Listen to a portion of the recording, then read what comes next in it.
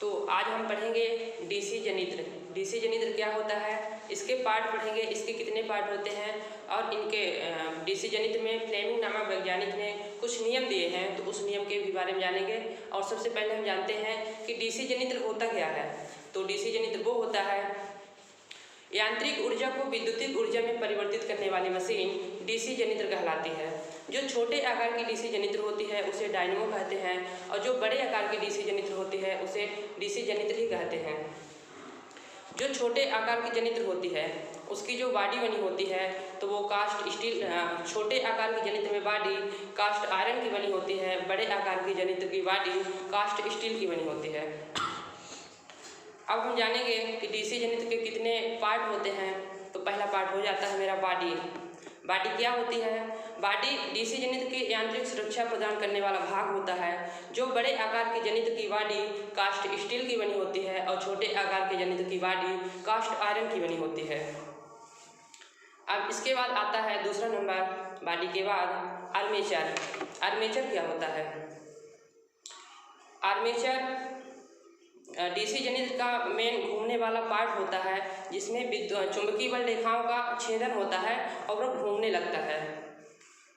इसमें स्लॉट कटे होते हैं। जो स्लॉट 3 प्रकार के होते हैं, जिसमें बाइंडिंग की जाती है वह स्लॉट होता है, और आर्मेचर का काम होता है घूमना। जो स्लॉट 3 प्रकार से कटे होते हैं वो पहला हो गया अर्ध स्लॉट, और दूसरा हो गया खुला स्लॉट, और तीसरा हो गया बंद स्लॉट।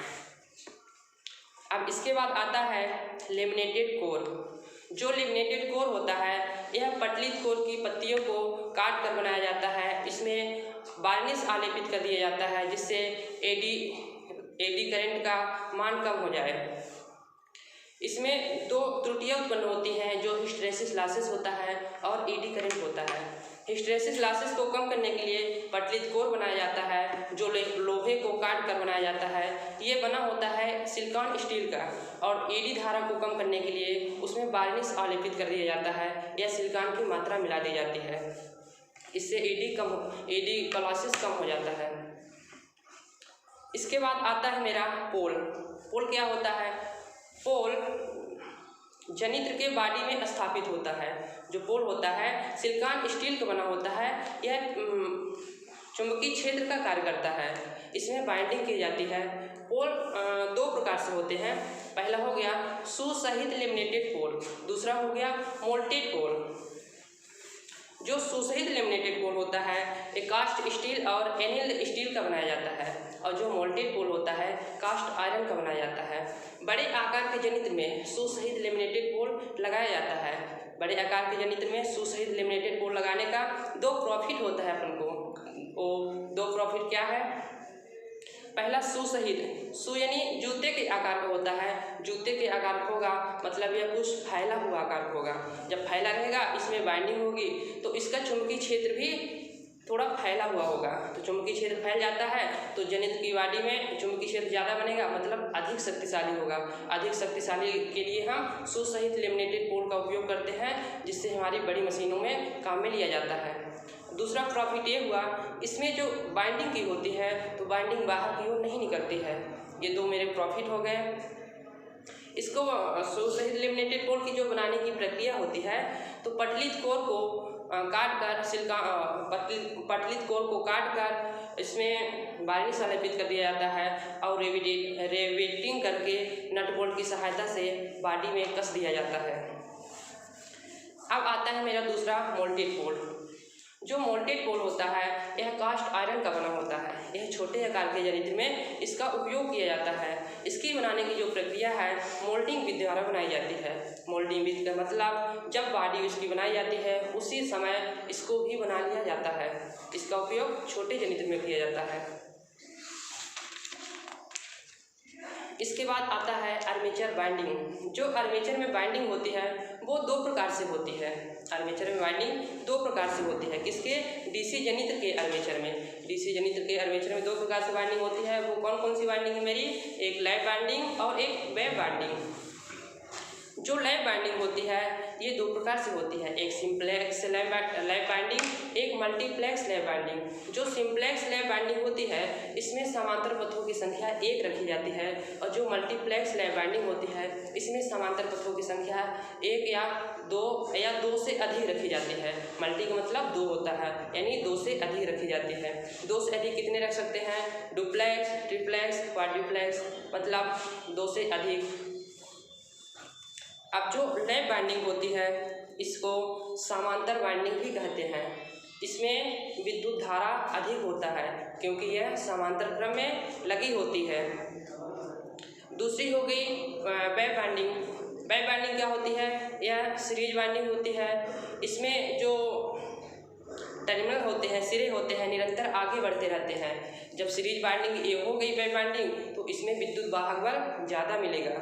विद्युत वाहक बल ज़्यादा लेने के लिए जनित्र में वेव बाइंडिंग का उपयोग करते हैं।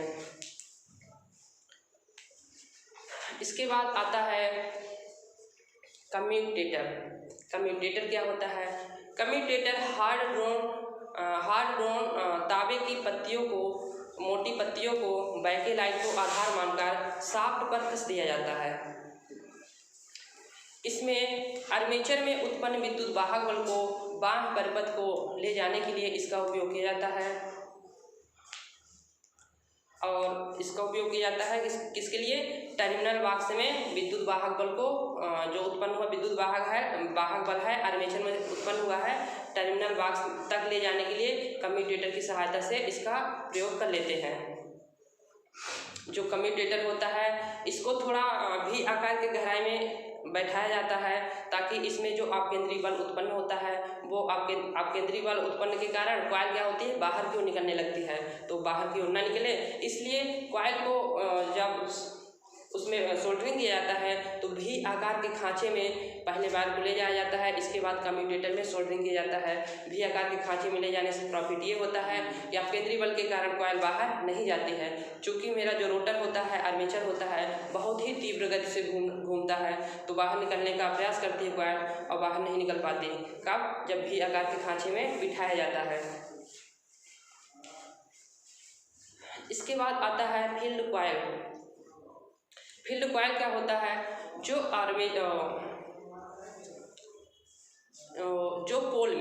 पोल में कॉइल बैठाई जाती है मैग्नेटिक फील्ड के लिए, वो फील्ड कॉइल होती है। ये जो बैठाने की प्रक्रिया है ये 2 प्रकार से बैठाई जाती है। एक पहला हो गया शंट बाइंडिंग और सीरीज बाइंडिंग। जो शंट मोटर होता है तो उसमें शंट मोटर होता है तो शंट मोटर को जो कॉइल बैठाई जाती है वह पतले तार की होती है। पतले तार के होने के कारण इसका रेजिस्टेंस ज़्यादा होता है। रेजिस्टेंस ज़्यादा होगा तो विद्युत धारा ज़्यादा लेगी।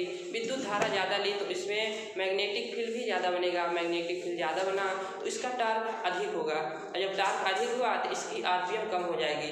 एक इसकी विशेषता है शंट मोटर में। शंट मोटर में यदि पतले तार की बाइंडिंग की जाए तब, क्योंकि फील्ड में जो बाइंडिंग की जाती है 2 प्रकार से की जाती है ना, जो शंट मोटर में बाइंडिंग होती है वो पतले तार की होती है और इसका रेजिस्टेंस ज़्यादा होता है, विद्युत धारा इसमें ज़्यादा होती है और फ्लक्स भी ज़्यादा होता है, इसलिए इसका आरपीएम कम हो जाता है, इसका टार्क हाई रहता है। और जो सीरीज मोटर में बाइंडिंग की जाती है तो जो फील्ड बाइंडिंग होती है ना 2 प्रकार से होती है ना, 2 मोटर में थोड़ा बस कट हो यार। तो जो था फील्ड कॉइल क्या होती है? फील्ड कॉइल वो होती है जो पोल में बाइंडिंग स्थापित की जाती है। कॉपर की वायर या एल्युमिनियम की वायर से कॉइल बनी होती है। कॉइल को स्थापित करते हैं कहाँ? फील्ड पोल में। फील्ड पोल किसका बना होता है मैं बता चुका हूँ, पटलित कोर का बना होता है। और जो इसमें बाइंडिंग की जाती है तो 2 तार से की जाती है, 2 प्रकार के तार से, एक मोटे तार से, एक पतले तार से। यदि जनित्र मेरा शंट जनित्र है तो उसको पतले तार से बाइंडिंग करेंगे। चूँकि पतले तार से बाइंडिंग करने का प्रॉफिट ये होगा उसका रेजिस्टेंस ज़्यादा होगा। रेजिस्टेंस ज़्यादा होगा तो विद्युत धारा ज़्यादा लेगी। विद्युत धारा ज़्यादा ली तो उसका फ्लक्स भी ज़्यादा बनेगा। जब फ्लक्स ज़्यादा बना तो उसका जो टार्क होता है हाई होता है। जैसे ही टार्क हाई हुआ उसकी आरपीएम कम हो जाएगी। दूसरा है जो बाइंडिंग तो सीरीज जनित्र में बाइंडिंग करते हैं। तो तो सीरीज जनित्र में जो बाइंडिंग होती है जस्ट इसका अपोजिट होता है। अपोजिट का मतलब इसमें मोटे वायर की बाइंडिंग की जाती है, सीरीज जनित्र में मोटे वायर की बाइंडिंग की जाती है। मोटे वायर की बाइंडिंग करेंगे तो इसका रेजिस्टेंस कम होगा, रेजिस्टेंस कम है तो विद्युत धारा भी कम लेगी, विद्युत धारा कम ली इसका फ्लक्स भी कम बनेगा, फ्लक्स कम बना तो इसका टार्क भी कम रहेगा, और टार्क कम रहा इसकी आरपीएम काफ़ी स्पीड होगी। इसके बाद आता है कार्बन ब्रशेस। कार्बन ब्रशेस क्या होता है? कम्यूटेटर पर यह स्पर्श करता है, वो कार्बन ब्रशेस कहलाता है। इसको लीड की सहायता से लीड की सहायता से टर्मिनल बॉक्स में विद्युत वाहक बल को ले जाया जाता है। किसकी सहायता से? कार्बन ब्रशेस की सहायता से। जो कार्बन ब्रशेस होता है इसका दबाव होता है, एक निश्चित दबाव होता है 0.1 से 0.25 मीटर 0.1 से 0.25 मीटर पर दबाव होता है, केजी किलोग्राम पर सेंटीमीटर में इसका दबाव होता है, सेंटीमीटर स्क्वायर में दबाव होता है। स्क्वायर में इसलिए होता है कि इसका जो है तो आयताकार होता है इसका आकार। अब जो कार्बन ब्रशेस है इसके कुछ प्रॉपर्टीज हैं, इसके गुण हैं, इसलिए कार्बन ब्रश ही ब्रश के रूप में उपयोग किया जाता है। इसके क्या प्रॉपर्टीज हैं? ये कार्बन ब्रश जो होता है तो कम्यूटेटर जब घूमता है ना तो इसमें कार्बन ब्रशेस कम्यूटेटर को नहीं घिसने देता परंतु स्वयं घिस जाता है। इसका एक प्रॉफिट ये हो गया लगाने का। दूसरा कि कार्बन ब्रश जब गर्म हो जाता है तो यह चालक की भांति कार्य करने लगता है। वैसे अर्धचालक है ना तो कार्य नहीं करता पूर्ण रूप से, जैसे गर्म हुआ तो यह चालक की भांति कार्य करने लगता है। कौन? Carbon brushes. इसके बाद आता है डीसी जनित्र का पार्ट, वही पार्ट चल रहा है अभी। तो इसके बाद आता है नेक्स्ट अगले में ब्रश लीड। ब्रश लीड क्या होता है? जो कार्बन ब्रश से और टर्मिनल बॉक्स तक सब विद्युत वाहक बल ले जाने का कार्य करता है वह ब्रश लीड कहलाता है। जो ब्रश लीड होता है वह कॉपर या एल्युमिनियम का किसी का भी हो सकता है। इसके बाद आता है रॉकर प्लेट। रॉकर प्लेट क्या होता है? यह आर्मेचर में लगा होता है। यह जैसे ही आर्मेचर घूमने का प्रयास करता है तो रॉकर प्लेट नहीं घूमता, जो रॉकर प्लेट होता है यह आर्मेचर में नहीं लगा होता, यह बॉडी में लगा होता है। बॉडी में एक स्थान पर स्थगित होता है। इसमें क्या होता है कि कार्बन ब्रशेस का जो होल्डर होता है, होल्डर स्थापित किया जाता है। होल्डर किस धातु का बना होता है? पीतल का बना होता है। अब जो कार्बन ब्रशेस की इसके पिछले टाइम में कार्बन ब्रशेस की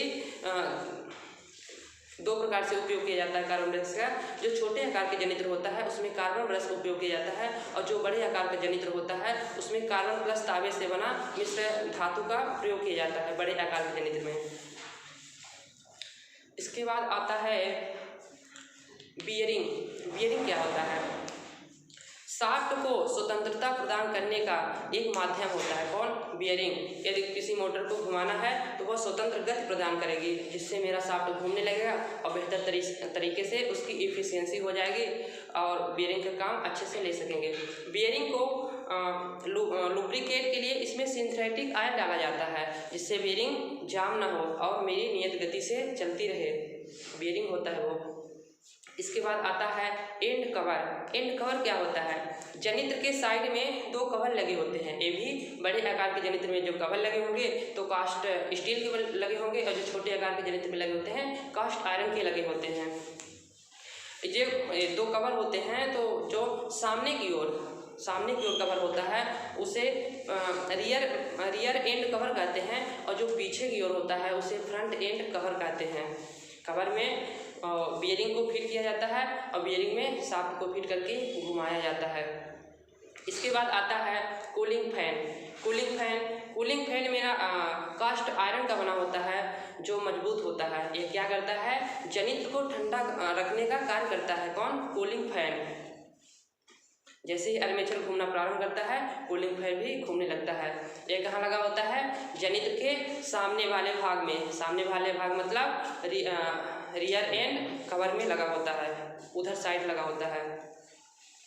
इसके बाद आता है जनित्र का भाग बेड प्लेट। बेड प्लेट क्या होता है? जनित्र का बेस का कार्य करता है, जिसपे जनित्र मेरा टिका होता है वह बेस प्लेट होता है। ये भी कास्ट आयरन का बना होता है। इसके बाद आता है आई वोल्ट। आई वोल्ट क्या होता है? आई वोल्ट जनित्र को एक स्थान से दूसरे स्थान तक ले जाने के लिए सहायता करता है। इसको पकड़ के हम एक स्थान से दूसरे स्थान तक ले जा सकते हैं। इसके बाद आता है टर्मिनल बॉक्स। टर्मिनल बॉक्स क्या होता है? टर्मिनल बॉक्स आर्मेचर से उत्पन्न विद्युत वाहक बल को टर्मिनल बॉक्स में ले जाया जाता है। और टर्मिनल बॉक्स में जब विद्युत वाहक बल आ जाता है तो उसको हम लोड के लिए ले जा सकते हैं। तो टर्मिनल बॉक्स बैकेलाइट की सीट पर कसा होता है। कहाँ? जनित्र के ऊपरी बॉडी में कसा होता है। यह आयताकार होता है।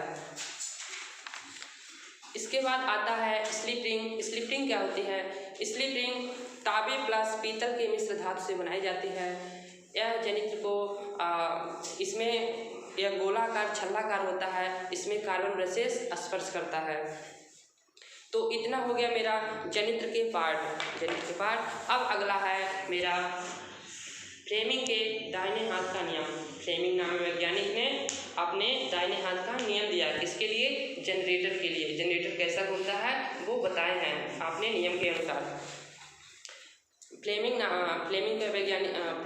के दाहिने हाथ का नियम ये है, विद्युत चुंबकीय क्षेत्र में जब किसी कंडक्टर को रखा जाता है तो उसमें चुंबकीय बल रेखाओं का छेदन होता है। चुंबकीय बल रेखाओं का छेदन होता है तो क्या होता है? उसमें विद्युत वाहक बल उत्पन्न हो जाता है। उत्पन्न हुए विद्युत वाहक बल की दिशा को ज्ञात करने के लिए फ्लेमिंग नामक वैज्ञानिक ने एक नियम का प्रतिपादन किया, जिसे फ्लेमिंग के दाहिने हाथ का नियम कहते हैं। फ्लेमिंग के दाहिने हाथ का नियम क्या था बता रहा हूँ। किसी चुंबकीय क्षेत्र में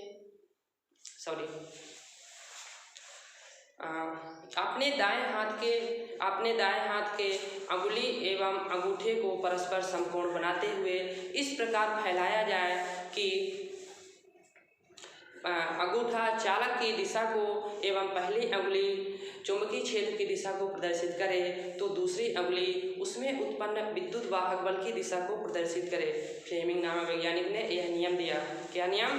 कि दाएं हाथ के अंगूठे एवं अंगुली को परस्पर समकोण बनाते हुए इस प्रकार फैलाया जाए कि अंगूठा चालक की दिशा एवं प्रथम अंगुली उसमें उत्पन्न चुंबकीय क्षेत्र की दिशा को प्रदर्शित करे तो दूसरी अंगुली उसमें उत्पन्न विद्युत वाहक बल की दिशा को प्रदर्शित करेगी।